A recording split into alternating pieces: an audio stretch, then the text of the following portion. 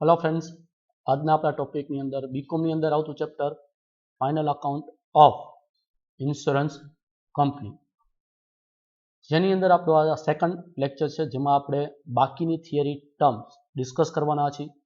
So accounts of insurance કંપનીની અંદર બાકીના જે વર્ડ છે એમાં ફર્સ્ટ આપણે ડિસ્કસ કર્યું હતું રીઇન્સ્યોરન્સ, સેકન્ડ છે claim paid. What is the claim? The amount of claim accepted and paid by insurance company during the year appear as a main item of expense on the debit side of revenue accounts. Any amount recovered in respect of reinsurance from the insurer is deducted from the total amount of claim paid. Clear? તો claim એટલે શું છે કે તમને ખ્યાલ છે કે previous લેક્ચરની અંદર આપણે ડિસ્કસ કર્યું હતું કે એક આપણો ડાયરેક્ટ બિઝનેસ હોય અને એક રીઇન્સ્યોરન્સ બિઝનેસ હોય. What is the direct business? Direct business मतलब કે જે કસ્ટમર ડાયરેક્ટલી ઇન્સ્યોરન્સ કંપની પાસેથી આવીને જે ઇન્સ્યોરન્સ લે છે, that is known as a direct insurance. રીઇન્સ્યોરન્સ मतलब કે કોઈ ફર્સ્ટ ઇન્સ્યોરન્સ કંપનીએ કસ્ટમર પાસેથી ઇન્સ્યોરન્સ લીધો અને રિસ્ક એને એવું લાગે કે વધારે છે તો એ ઇન્સ્યોરન્સ છે બીજી હાયર ઇન્સ્યોરન્સ કંપની હોય એને હેન્ડઓવર કરી દે પાર્ટમાં અથવા તો volley, that is known as a reinsurance. Clear?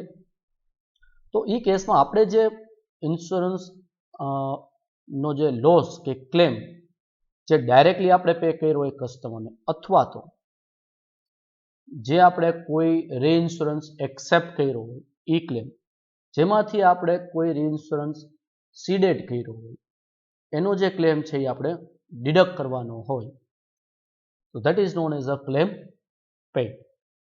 It should be noted that the legal expense incurred in respect of claim should be debited to claim account and not to legal expense account. Insurance કંપનીની અંદર normally આપને એવું હોય કે legal expense જે થતા હોય છે, like documentation, revenue stamp as per government, તો એ નોર્મલી આપણે લીગલ એક્સપેન્સ તરીકે ડેબિટ કરી છે. લીગલ એક્સપેન્સ જે આપણો રેવન્યુ એક્સપેન્સ છે તો પ્રોફિટ એન્ડ લોસ અકાઉન્ટમાં ડેબિટ કરી.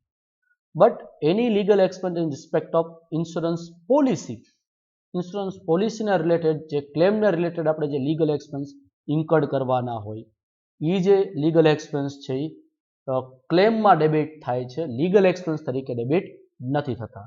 તો આ એક એવો પોઈન્ટ છે કે જ્યારે આપણે લીગલ એક્સપેન્સનું ટ્રીટમેન્ટ આપતા હોય તો એ કન્સિડર કરવાનું હોય. નેક્સ્ટ વર્ડ છે commission. The insurance company carry on its business through its agent. Generally insurance company જેનો બિઝનેસ ચાલતો હોય એના agent through. It pays a certain percentage of gross premium on a direct insurance business procured by the agent as a commission. તો એજન્ટે જે direct customer પાસેથી જે insurance business આપ્યો એના સર્ટેન પર્સન્ટેજ, એની જે ગ્રોસ પ્રીમિયમ હોય એના certain percentage as a commission આપણે એજન્ટને પે કરતા હોય છે.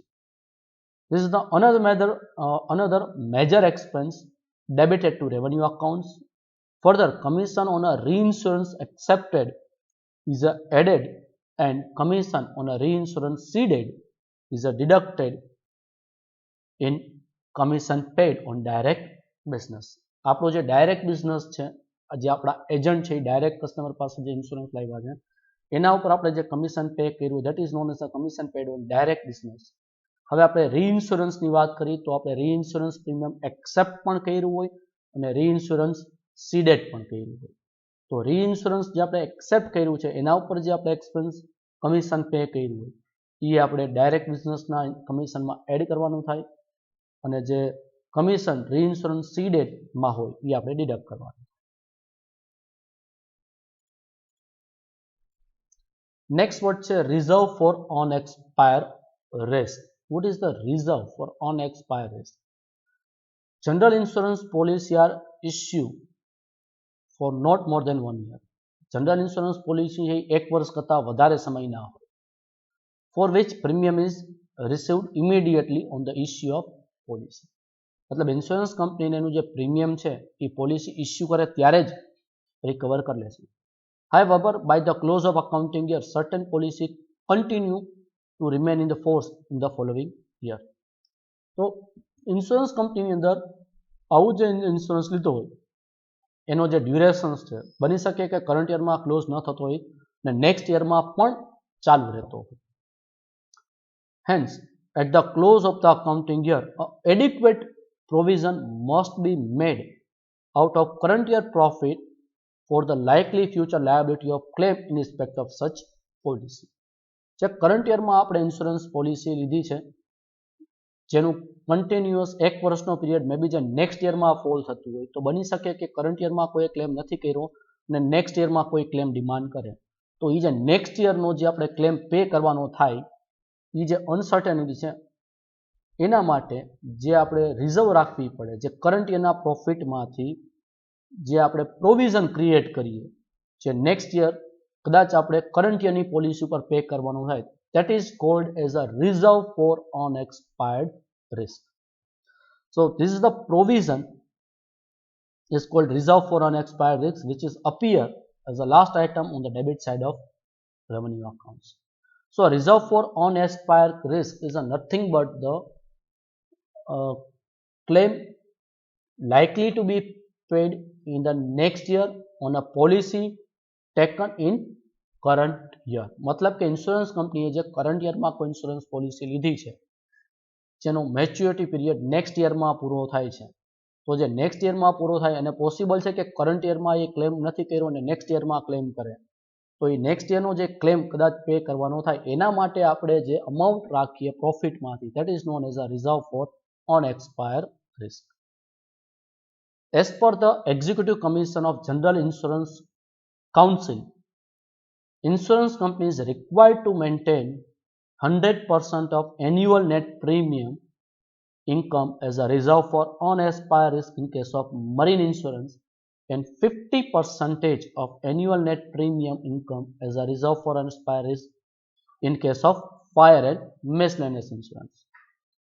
So આ જે આપણો લાસ્ટ પોઈન્ટ છે રિઝર્વ વાળો એની અંદર જે એક્ઝિક્યુટિવ કમિટી છે જીઆઈસીની એના પ્રમાણે કમ્પલસરીલી પ્રેક્ટિકલ ક્વેશ્ચનની અંદર પણ આપણે 100% અને 50% ક્વેશ્ચનમાં સ્પેસિફાય નહીં કર્યા હોય એટલે આપણે આ રિમેમ્બર કરવા પડશે યાદ રાખવા પડશે કે ફાયર કે મિસલેનિયસ હોય તો એ કેસમાં 50% અને મરીન હોય તો 100% ઓફ નેટ એન્યુઅલ પ્રીમિયમ ના આપણે રિઝર્વ ફોર અનએક્સપાયર્ડ રિસ્ક તરીકે મેન્ટેન કરવાના થાય. નેક્સ્ટ છે additional reserve. Conservative insurance company would like to make an additional reserve to be on the safer side over and above the reserve required to be maintained as per the specified by Code of Conduct under the Insurance Act.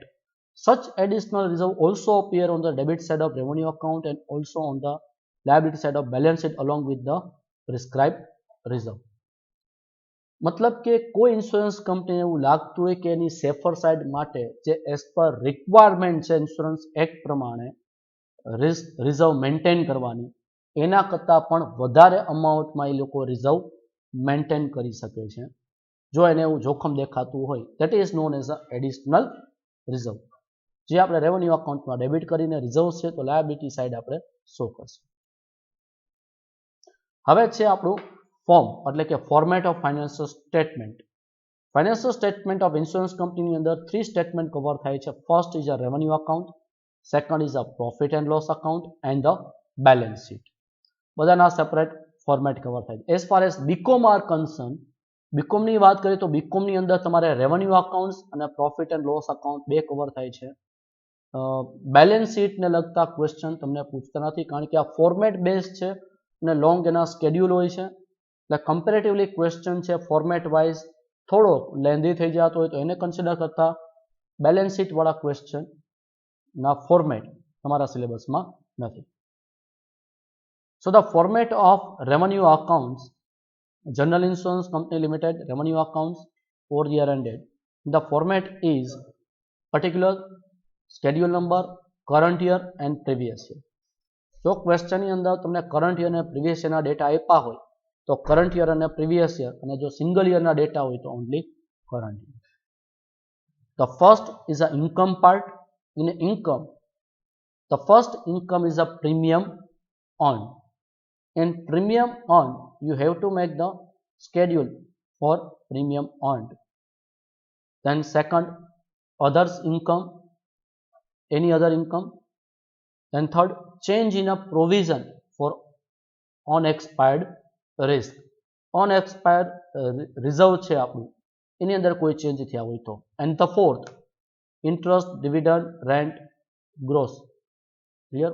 એટલે total મળી જશે. Then second છે expenses, જેની અંદર first expense છે claim incurred net, જેનું આપણે schedule 2.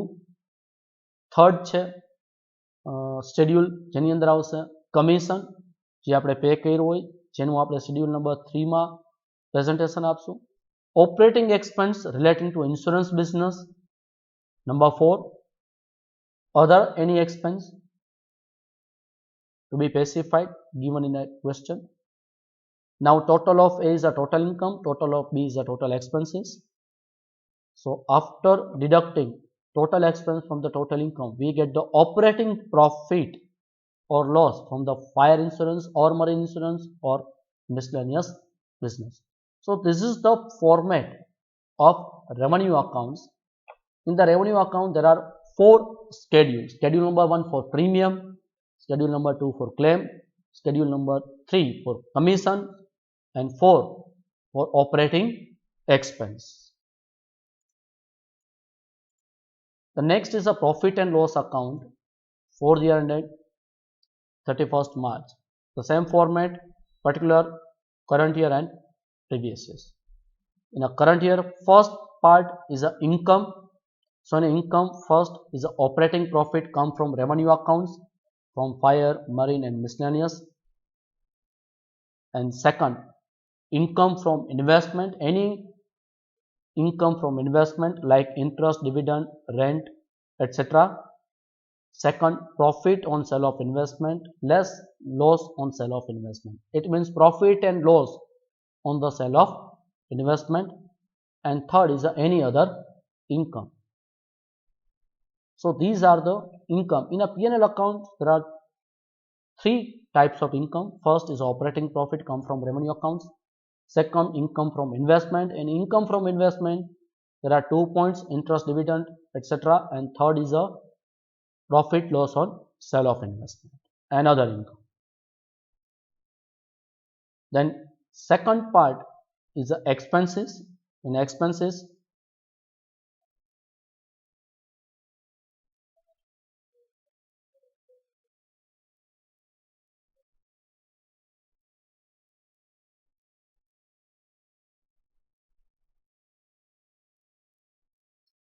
first is a provision other than for taxation relating to any dilution in the value of investment, मतलब કે reduction of investment.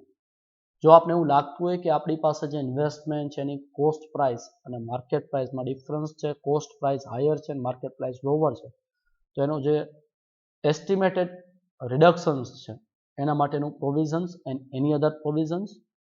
And fifth is other expenses. In other expenses, expenses other than those relating to insurance business means અહીંયા આપણે એવા expense લખવાના છે કે જે marine, fire કે મિસલેનિયસ એક્સપેન્સ જે આપણા ડિફરન્ટ બિઝનેસ છે જનરલ ઇન્સ્યોરન્સના, મરીન, ફાયર અને મિસલેનિયસ, એના સિવાયના જે ત્રણેયને રિલેટેડ સ્પેસિફિક નથી, જનરલ્સ છે, તો એ બધા જનરલ એક્સપેન્સીસ અહીંયા રેકોર્ડ થશે. And any other expenses. Total B is known as the total expenses. So after total income minus total expense, we got the profit before tax. Then after profit before tax, provision for tax. Provision for tax આપણે deduct કરીએ એટલે આપણે મળી જશે profit after tax less any catastrophe reserve. What is the catastrophe reserve? Catastrophe reserve જે બિઝનેસની અંદર certain uncertainty જે નેચરલ કેલામિટીઝ છે એના માટે કોઈ રિઝર્વ મેન્ટેન કરવામાં આવે, that is known as a catastrophe reserve. એટલે આપણે મળી જશે પ્રોફિટ અવેલેબલ ફોર અપ્રોપ્રિએશન. મતલબ કે અત્યાર સુધી આપણે 2 પાર્ટ ડિસ્કસ કર્યા પ્રોફિટ એન્ડ લોસના. ફર્સ્ટ પાર્ટમાં આપણે ઇન્કમ, સેકન્ડ પાર્ટમાં એક્સપેન્સ, એટલે આપણે મળી ગયું after deducting tax profit available for appropriation. And third part is a appropriation. So in appropriations, first is an interim dividend, any paid, मतलब के during the year insurance company dividend pay કર્યું હોય તો proposed final dividend at the year end કંપનીએ કોઈ dividend pay કર્યું, that is the final dividend. Dividend distribution tax, dividend ઉપર certain tax pay કરવા પડે as per companies rule, government rule, that is known as a dividend distribution tax. Any amount transfer to reserve, transfer to any reserve or other accounts to be pacified. અને balance જે આપને મળે છે that is known as a balance of profit and loss to the balance sheet. Before transferring the balance to balance sheet, any last year profit and loss will be added or deducted from current year profit. તો આ આપણું P&L નું format છે. સો અહીંયા આપણા revenue account અને P&L અકાઉન્ટના format complete થાય છે અને અધર પણ ટર્મ્સ છે એ ક્લિયર કરી નાખી હતી. હવે જે આપણું નેક્સ્ટ લેક્ચર આવશે એની અંદર આપણે પ્રેક્ટિકલ ક્વેશ્ચન સાથે ડિટેલમાં આ ક્વેશ્ચન આપણે કરવાના છે. તો આજનો આપણો લેક્ચર છે અહીંયા આપણે એને ક્લોઝ કરીએ છીએ. નેક્સ્ટ લેક્ચરની અંદર આપણે પ્રેક્ટિકલ ક્વેશ્ચન સાથે મળીશું. Thank you.